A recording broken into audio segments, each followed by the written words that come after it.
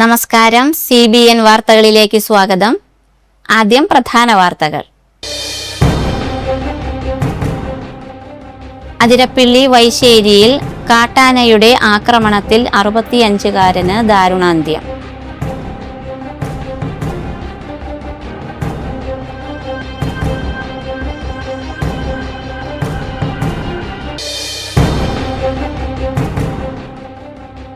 മുതിർന്ന കോൺഗ്രസ് നേതാവ് KP ധനപാലൻ അന്തരിച്ചു.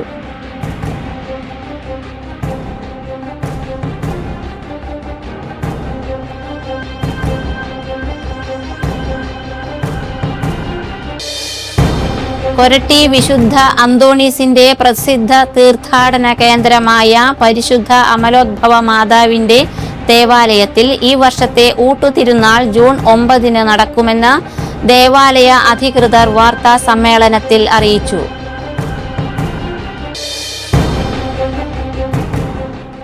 അടുത്ത 5 ദിവസത്തിനുള്ളിൽ കാലവർഷം കേരളത്തിലെത്തുമെന്ന് കേന്ദ്ര കാലാവസ്ഥാ വകുപ്പ്.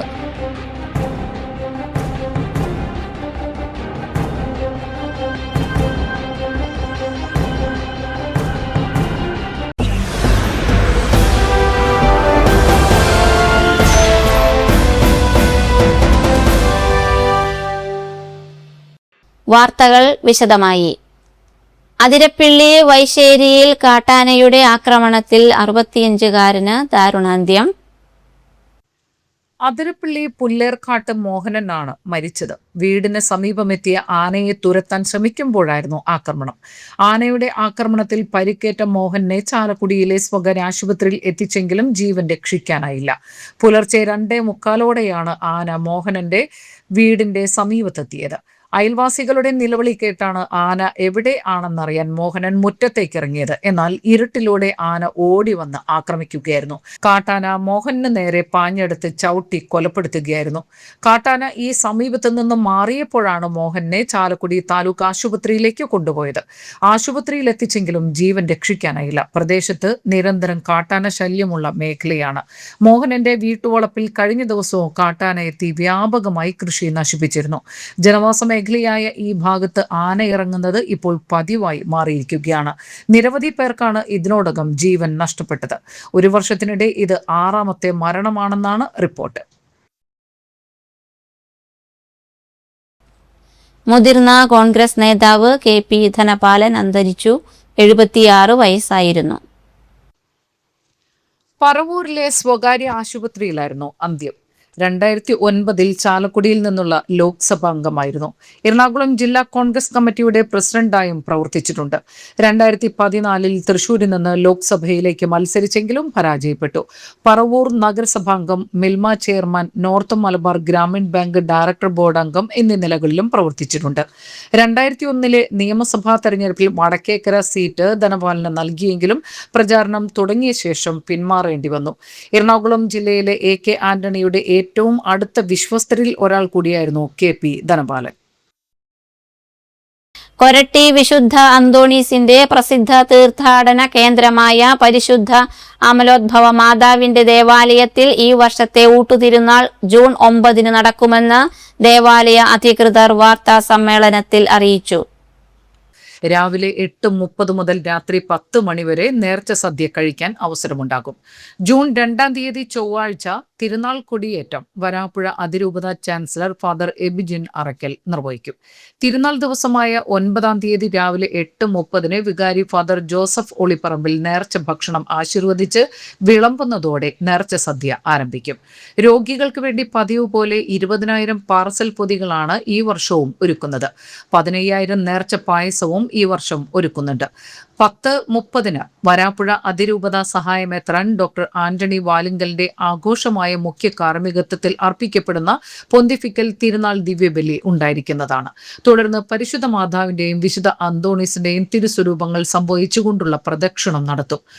ഊട്ടുനേർച്ച തിരുനാൾ ആഘോഷം കഴിഞ്ഞ് മിച്ചം വരുന്ന തുക ഭവന നിർമ്മാണ പ്രവർത്തനങ്ങൾക്കാണ് ചെലവഴിക്കുന്നത്. ഇതിനകം നിർധനർക്കായി 42 വീടുകൾ ഈ തീർത്ഥാടന കേന്ദ്രത്തിൽ നിന്നും നിർമ്മിച്ചു നൽകിയിട്ടുണ്ട്.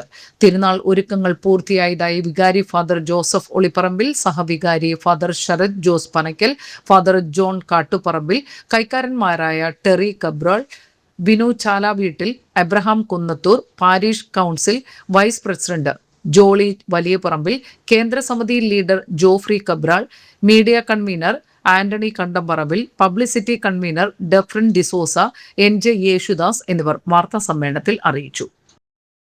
നിങ്ങൾക്കറിയാവുന്നതുപോലെ 1974 കൊരട്ടി അമലോത്ഭവ മാതാവിന്റെ നാമധേയത്തിലുള്ള വിശുദ്ധ അന്തോനീസിന്റെ ഈ തീർത്ഥാടന കേന്ദ്രം ആരംഭിക്കുന്നു. ഏകദേശം ഒരു 52 വർഷങ്ങളോളമായി നാനാജാതി മതസ്ഥരായ അനേക വിശ്വാസികൾക്ക് ആശ്രയമായി, ആശ്വാസമായി ഈ തീർത്ഥാടന കേന്ദ്രം നിലകൊള്ളുകയാണ്. എല്ലാ വർഷവും ജൂൺ മാസം 2ാമത്തെ ചൊവ്വാഴ്ച വിശുദ്ധ അന്തോനീസിന്റെ ഊട്ടുതിരുനാൾ ഈ തീർത്ഥാടന കേന്ദ്രത്തിൽ നടത്തപ്പെടുന്നു. ഈ വർഷം ജൂൺ മാസം 9ാം തീയതിയാണ് കൊരട്ടി ഊട്ടുതിരുനാൾ നമ്മൾ ആഘോഷിക്കുന്നത്. ഏകദേശം 1.5 ലക്ഷത്തിലധികം വരുന്ന തീർത്ഥാടകർക്ക് വേണ്ടിയാണ് നമ്മളിവിടെ നേർച്ച സദ്യ ഒരുക്കിയിരിക്കുന്നത്. രാവിലെ 8:30 മണിക്ക് ആരംഭിച്ച് രാത്രി 10 മണി വരെ ഊട്ട് നേർച്ചയിൽ പങ്കുവെക്കുന്നതിനുള്ള അവസരം ഉണ്ടായിരിക്കും. ജൂൺ 9 കാലാവധി തീരാനിരിക്കെ SI റാങ്ക് പട്ടികയിലുള്ളവർക്ക് ഉടൻ നിയമന ഉത്തരവ് നൽകാൻ ആഭ്യന്തരമന്ത്രി രമേശ് ചെന്നിത്തലയുടെ നിർദ്ദേശം. 43 പേർക്ക് നിയമനം നൽകാനാണ് മന്ത്രി നിർദ്ദേശം നൽകിയത്. PSC റാങ്ക് പട്ടികകളുടെ കാലാവധി സർക്കാർ നീട്ടിയെങ്കിലും SI റാങ്ക് പട്ടികയ്ക്ക് ഇത് ബാധകമായിരുന്നില്ല.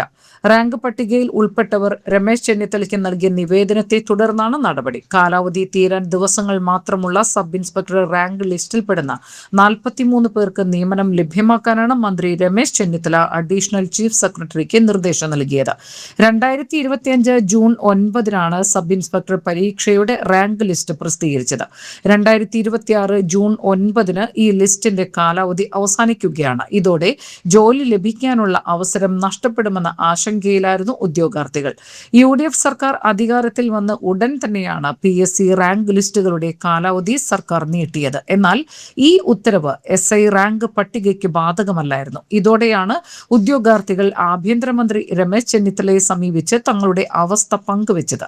ഇവർ നൽകിയ പരാതിയുടെ അടിസ്ഥാനത്തിൽ അടിയന്തര നടപടി ഉണ്ടാകണമെന്നും ഉദ്യോഗാർത്ഥികൾക്ക് ജോലി നഷ്ടപ്പെടുന്ന സാഹചര്യം ഉണ്ടാകരുതെന്നും രമേശ് ചെന്നിത്തല ആഭ്യന്തര വകുപ്പിന് നിർദ്ദേശം നൽകുകയായിരുന്നു.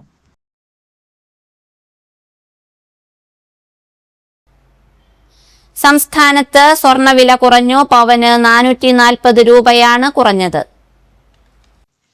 1,15,160 രൂപയാണ് ഒരു പവൻ സ്വർണത്തിന്റെ വില. ഗ്രാമിന് ആനുപാതികമായി 55 രൂപയാണ് കുറഞ്ഞത്. 14,395 രൂപയാണ് 1 ഗ്രാം സ്വർണത്തിന്റെ വില. കഴിഞ്ഞ ദിവസം പശ്ചിമേഷ്യയിൽ സംഘർഷങ്ങൾക്ക് അയവ് ഉണ്ടാകുമെന്ന പ്രതീക്ഷയിൽ പവന് 1,160 രൂപയാണ് വർദ്ധിച്ചത്. എണ്ണവിലയിൽ ഉണ്ടായ ഇടിവും സ്വർണ്ണവിലയിൽ പ്രതിഫലിച്ചു. എന്നാൽ എണ്ണവില കുറവായിരുന്നിട്ടും സ്വർണ്ണവില ഇടിയുന്ന കാഴ്ചയാണ് ഇന്ന് ദൃശ്യമായത്. നിലവിൽ ഇന്ത്യ മുഖ്യമായി ആശ്രയിക്കുന്ന ബ്രന്റ് ക്രൂഡിന്റെ വില ബാരലിന് $91.12 ജനുവരി 29 രേഖപ്പെടുത്തിയ 1,31,160 രൂപയാണ് സ്വർണ്ണവിലയിലെ റെക്കോർഡ്. ഡിസംബർ 23 പവൻ വില ആദ്യമായി 1 ലക്ഷം കടന്നത്. അടുത്ത 5 ദിവസത്തിനുള്ളിൽ കാലവർഷം കേരളത്തിലെത്തുമെന്ന് കേന്ദ്ര കാലാവസ്ഥാ വകുപ്പ്. ഇതോടൊപ്പം തെക്ക് പടിഞ്ഞാറൻ അറബിക്കടൽ, തെക്ക് കിഴക്കൻ അറബിക്കടൽ, ലക്ഷദ്വീപ് ദ്വീപുകൾ എന്നിവയുടെ കൂടുതൽ ഭാഗങ്ങളിലേക്കും മധ്യ പടിഞ്ഞാറൻ, മധ്യ കിഴക്കൻ, വടക്ക് കിഴക്കൻ ബംഗാൾ ഉൾക്കടലിലെ കൂടുതൽ ഭാഗങ്ങളിലേക്കും തെക്ക് കിഴക്കൻ ബംഗാൾ ഉൾക്കടലിന്റെ അവശേഷിക്കുന്ന ഭാഗങ്ങളിലേക്കും കാലവർഷം വ്യാപിക്കാൻ സാധ്യതയുണ്ടെന്ന് മുന്നറിയിപ്പിൽ പറയുന്നു. ശനിയാഴ്ചയോടെ തെക്ക് പടിഞ്ഞാറൻ കാലവർഷം തെക്ക് പടിഞ്ഞാറൻ അറബിക്കടലിന്റെയും തെക്ക് കിഴക്കൻ അറബിക്കടലിന്റെയും കൂടുതൽ ഭാഗങ്ങൾ, ലക്ഷദ്വീപ് ദ്വീപുകൾ, കന്യാകുമാരി പ്രദേശം, തെക്ക് പടിഞ്ഞാറൻ ബംഗാൾ ഉൾക്കടൽ, തെക്ക് കിഴക്കൻ ബംഗാൾ ഉൾക്കടൽ, മധ്യ പടിഞ്ഞാറൻ ബംഗാൾ ഉൾക്കടൽ, മധ്യ കിഴക്കൻ ബംഗാൾ ഉൾക്കടൽ എന്നിവിടങ്ങളിലേക്കും വടക്ക് കിഴക്കൻ ബംഗാൾ ഉൾക്കടലിന്റെ ചില ഭാഗങ്ങളിലേക്കും വ്യാപിച്ചതായും കാലാവസ്ഥാ വകുപ്പ് അറിയിച്ചു. മധ്യ കിഴക്കൻ ബംഗാൾ ഉൾക്കടലിനും തെക്ക് കിഴക്കൻ ബംഗാൾ ഉൾക്കടലിനും മുകളിലായി ചക്രവാത ചുഴി നിലനിൽക്കുന്നു. തെക്ക് കിഴക്കൻ അറബിക്കടലിനും സമീപ പ്രദേശങ്ങൾക്കും മുകളിലായി നിലവിലുള്ള ചക്രവാത ചുഴി തുടരുന്നു. തെക്ക് പടിഞ്ഞാറൻ അറബിക്കടലിനും സമീപ പ്രദേശങ്ങളിലേക്കും മുകളിലായി മറ്റൊരു ചക്രവാത ചുഴി നിലനിൽക്കുന്നതായും കേന്ദ്ര കാലാവസ്ഥാ വകുപ്പ് അറിയിച്ചു. മധ്യകിഴക്കൻ ബംഗാൾ ഉൾക്കടലിലെ ചക്രവാത ചുഴിയിൽ നിന്നും മധ്യ പടിഞ്ഞാറൻ ബംഗാൾ ഉൾക്കടൽ, തെക്കു പടിഞ്ഞാറൻ ബംഗാൾ ഉൾക്കടൽ, കന്യാകുമാരി പ്രദേശം വഴി ലക്ഷദ്വീപ് പ്രദേശം വരെ നീളുന്ന ഒരു ന്യൂനമർദ്ദ പാത്തി സമുദ്രനിരപ്പിൽ നിന്ന് 5.8 കിലോമീറ്റർ ഉയരത്തിലായി സ്ഥിതി ചെയ്യുന്നു. ജൂൺ 3 വരെ കേരളത്തിലും മാഹിയിലും ഒറ്റപ്പെട്ട ശക്തമായ മഴയ്ക്ക് സാധ്യതയുണ്ടെന്ന് കേന്ദ്ര കാലാവസ്ഥാ വകുപ്പ് അറിയിച്ചു. ഉന്നത വിദ്യാഭ്യാസ മന്ത്രി റോജി എം ജോണിന് അങ്കമാലി ലിറ്റിൽ ഫ്ലവർ ആശുപത്രിയുടെ ആദരം. ആശുപത്രി ഡയറക്ടർ ഫാദർ ജേക്കബ് പാലക്കപ്പള്ളി സ്വീകരണ യോഗത്തിൽ അധ്യക്ഷനായിരുന്നു. Father Varghese Ponthappally, medical superintendent doctor Stiji Joseph, nursing superintendent sister Poojitha, nursing college principal Dhanya, PRO Sheena Joshi, father Abin Kalappurakkal തുടങ്ങിയവർ സംസാരിച്ചു. മന്ത്രി റോജി എം ജോൺ മറുപടി പ്രസംഗം നടത്തി. രാഷ്ട്രീയ കാഴ്ചപ്പാടുകൾ മാത്രമാണ് നടപ്പിലാക്കാൻ സാധിക്കുകയുള്ളൂ എന്നതുകൊണ്ട് വൈസ് ചാൻസലർമാര്, പ്രോ വൈസ് ചാൻസലർമാര്, പ്രൊഫസേഴ്സ്, ഡീൻ ഇവരെല്ലാവരും കെട്ടപ്പെട്ട കാര്യങ്ങളായിട്ട് നിൽക്കുന്നവരാണ്. അവർക്കൊരു പ്രവർത്തന സ്വാതന്ത്ര്യം കൊടുക്കാനായിട്ട് സാധിച്ചാല് കേരളത്തിന്റെ ഉന്നത വിദ്യാഭ്യാസ മേഖല മനോഹരമായിട്ട് അതിന്റെ പ്രവൃത്തികൾ ചെയ്യാൻ സാധിക്കും. ഒത്തിരിയേറെ അല്ലെങ്കിൽ സമഗ്രമായ സമൂലമായ മാറ്റം ആവശ്യമായിട്ടുള്ള ഒരു കാലഘട്ടത്തിലൂടെയാണ് നമ്മൾ കടന്നു പോകുന്നത്. നാളെ ഏറ്റവും അധികം ചർച്ച ചെയ്യുന്ന ഒരു മേഖല ഒക്കെയാണ്. അപ്പോൾ നമുക്ക് ഒത്തിരി കാര്യങ്ങൾ ചെയ്യേണ്ടതായിട്ടുണ്ട്. അതുപോലെ തന്നെ വലിയൊരു ഉണ്ടായിരുന്നില്ല, മന്ത്രിയാകും എന്നുള്ള കണക്കൂട്ടലൊക്കെ ഉണ്ടായിരുന്നു. അത് ഇവിടെ പറഞ്ഞതുപോലെ ഞാൻ കഴിഞ്ഞ ദിവസം വേറൊരു യോഗത്തിൽ സംസാരിച്ചപ്പോൾ പറഞ്ഞു, ഞാൻ ഈ തെരഞ്ഞെടുപ്പിൽ മത്സരിക്കുന്ന സമയത്ത് വോട്ട് ചോദിച്ച ആളുകളുടെ അടുത്ത് കോടശ്ശേരി പഞ്ചായത്തിന്റെ വിവിധ പ്രദേശങ്ങളിൽ നിന്ന് ഈ വർഷത്തെ SSLC പരീക്ഷയിൽ മുഴുവൻ A+ നേടി വിജയം വരിച്ച 8 വിദ്യാർത്ഥികളെ ഗ്രൂപ്പ് രക്ഷാധികാരി doctor Joy Kattakkayam cash prize നൽകി ആദരിച്ചു. പ്രസിഡന്റ് KM ജോസ് ഉദ്ഘാടനം ചെയ്തു. വൈസ് പ്രസിഡന്റ് വർഗീസ് പൊറായി അധ്യക്ഷത വഹിച്ചു. Omana Jose, Benny Nabelin, Cicily George, TT Baby, Juana Joby എന്നിവർ പ്രസംഗിച്ചു. ഇങ്ങനത്തെ കൊച്ചു നന്മകൾ ചെയ്യാൻ സാധിക്കുന്നത് ഏറെ സന്തോഷം തോന്നി. ജോസേട്ടനാണ് ഇതിന് മുൻകൈ എടുത്ത്, ഇതിന്റെ പ്രസിഡന്റായി ജോസേട്ടനാണ് ഇതിന്റെ മുൻകൈ എടുത്ത്. കോടശ്ശേരി പഞ്ചായത്തിലെ പ്രധാന റോഡായ കുറ്റിച്ചിറ ചായ്പൻകുഴി റോഡ് PWD ഏറ്റെടുക്കണമെന്ന് ദീർഘകാലമായി നാട്ടുകാർ ഉന്നയിക്കുന്ന ആവശ്യം അംഗീകരിക്കാത്തത് LDF സർക്കാരിന്റെ തെറ്റായ നയ സമീപനമായിരുന്നതിനാൽ അത് തിരുത്തി റോഡ് ഏറ്റെടുക്കുവാൻ UDF സർക്കാർ തയ്യാറാകണമെന്ന് കോടശ്ശേരി കാരുണ്യ സോഷ്യൽ വർക്കിംഗ് ഗ്രൂപ്പ് യോഗം സംസ്ഥാന സർക്കാരിനോട് ആവശ്യപ്പെട്ടു. 1.5 വർഷം മുമ്പ് ജില്ലാ പഞ്ചായത്തിന്റെ അധീനതയിലുള്ള റോഡ് പൊതുമരാമത്ത് വകുപ്പിന് കൈമാറുവാൻ സന്നദ്ധത അറിയിച്ച കത്ത് സഹിതം മുഖ്യമന്ത്രിക്കും പൊതുമരാമത്ത് മന്ത്രിക്കും നിവേദനം നൽകിയിരുന്നു. ഉറുമ്പൻകുന്ന് നല്ലമാടൻചള്ള വീട്ടിൽ രാജഗോപാലൻ നിര്യാതനായി. 64 വയസ്സായിരുന്നു. സംസ്കാരം നടത്തി. കരയാമ്പറമ്പ് മണവാളൻ പൗലോസിന്റെ ഭാര്യ ആനീസ് നിര്യാതയായി.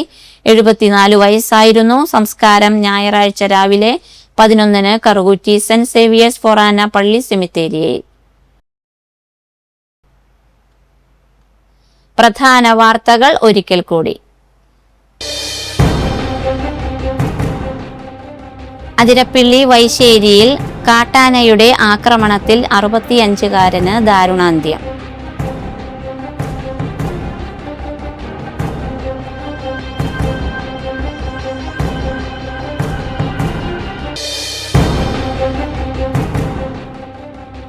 മുതിർന്ന കോൺഗ്രസ് നേതാവ് KP ധനപാലൻ അന്തരിച്ചു.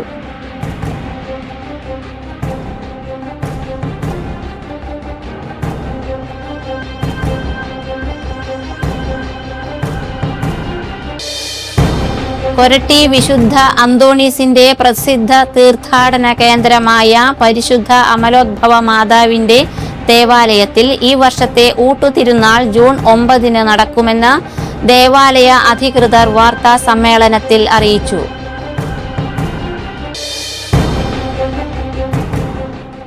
അടുത്ത 5 ദിവസത്തിനുള്ളിൽ കാലവർഷം കേരളത്തിലെത്തുമെന്ന് കേന്ദ്ര കാലാവസ്ഥാ വകുപ്പ്.